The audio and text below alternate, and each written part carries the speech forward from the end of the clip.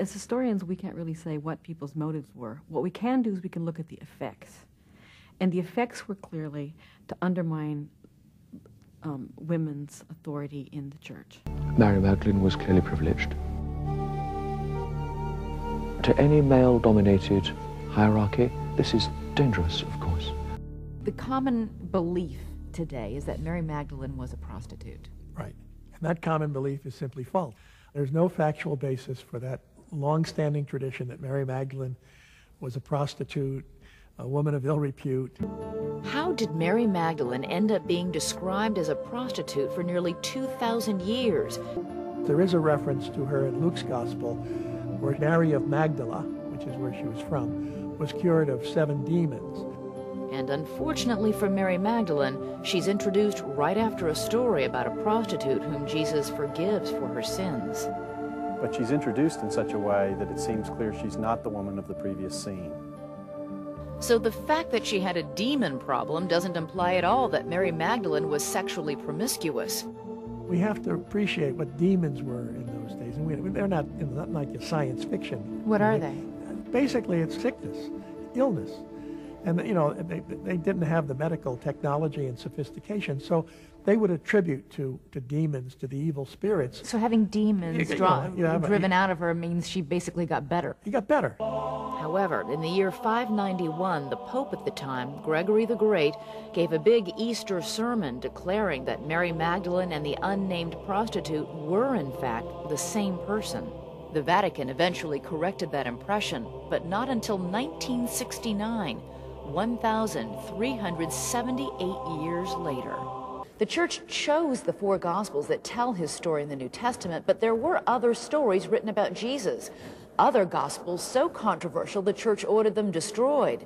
And they were, except for one set of copies, and it remained hidden in Egypt until about 50 years ago.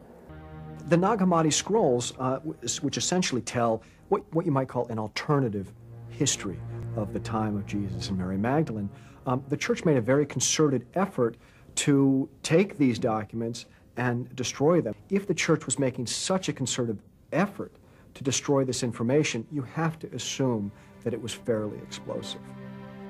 These writings have names like the Gospel of Thomas, the Gospel of Truth, and the Gospel of Philip.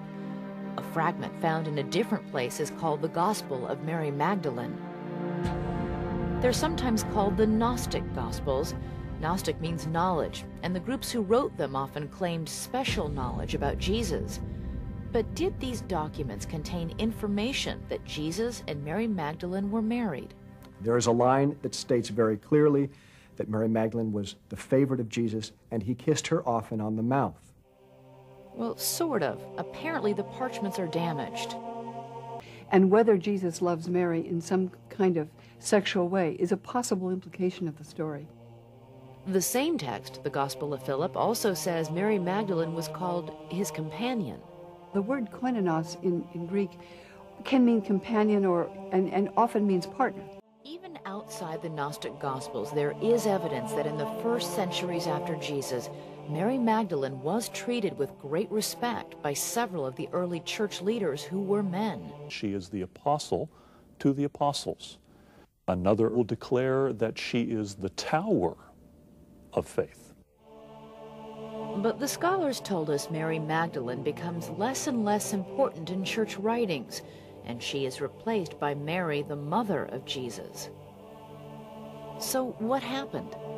One explanation is that she was a victim of a power struggle over the role of women in the church 100 years after Jesus. What you find about the year 150 or the year 200 is the systematic exclusion of women from any positions where they would be visible, where they would speak out, where they would have roles of authority. I think it's very likely that it was deliberate.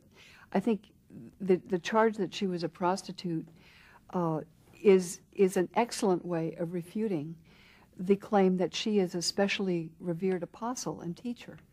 Christianity has had a very unhealthy attitude to sexuality. And had Jesus been married, and I'm not discounting the possibility, but if we had clear evidence that he was married and even that he had a family, that would have knocked out of the box all this nonsense that has been part and parcel of the Christian tradition, small t, for so many centuries that somehow sex is not so nice. In every picture, every stained glass window from infancy onwards, there is Jesus in a white robe, long hair and a beard, standing by himself, surrounded at a modest and gracious distance by 12 men.